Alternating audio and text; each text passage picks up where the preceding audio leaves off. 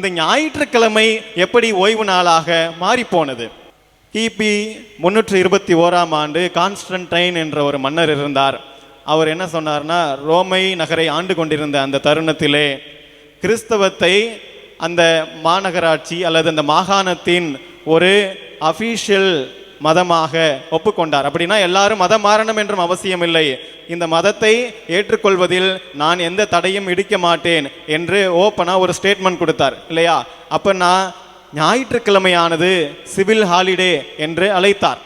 ஞாயிற்றுக்கிழமையை civil holiday. இன்னைக்கு நம்ம எல்லாத்துக்கும் ஞாயிற்றுக்கிழமை சண்டே லீவு தானே, ஸ்கூல்ஸ்லேருந்து ஆஃபீஸஸ்லேருந்து எல்லாருமே விடுமுறை.